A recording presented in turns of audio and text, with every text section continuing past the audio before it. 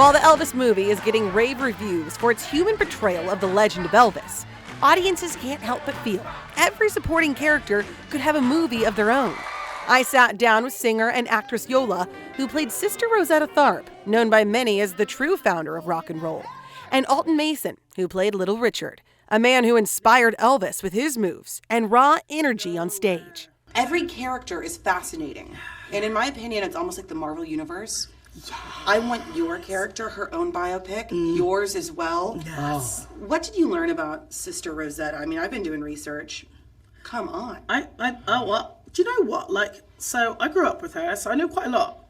But I didn't and I knew she was queer, but I didn't know that she was out and just in these streets, fully outside, That's brave for the era of a time that's just ankle sexy at this point, Yeah. And so it's it was just a real epiphany of what it means to stand for yourself and your right for nuance.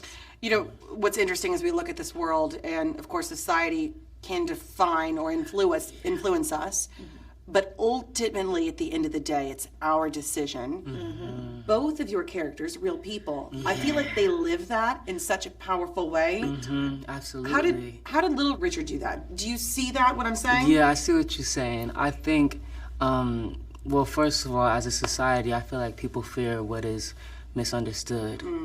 People fear what they don't understand.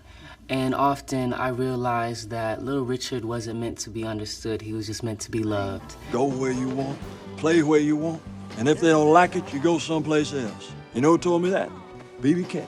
Well, B.B. knows, man. Kelvin Harrison Jr. played the role of B.B. King, a musician with just as much talent as Elvis Presley, but who didn't see the same level of success in a time when many white audiences weren't willing to fully accept black entertainers. What was interesting with B.B. King to me was, you talk about a man who's so talented. Elvis is talented as well. Elvis is white, B.B. is black. Elvis, because of the color of his skin, likely experienced success in a different way. I was reading interviews with B.B. King about this, and he defended Elvis. And I just thought the humanity that takes, and just it showed how big he was, knowing that wasn't Elvis's fault. But to me, that said a lot about his heart. Do you have any thoughts on that? Yeah, I mean, I think that's there has to be a level of humility and an understanding of who you are, what you have to offer, and not necessarily being envious, jealous, or shaming somebody like this. Like what he saw was a young kid coming into Bill Street and Club Handy and being really inspired by the work they did.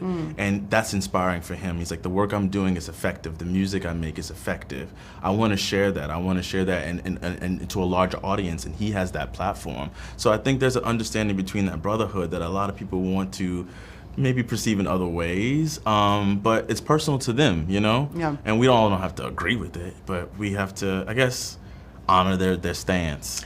But isn't that, I love what you just said, isn't that a great lesson for this moment? We don't all have to agree with it.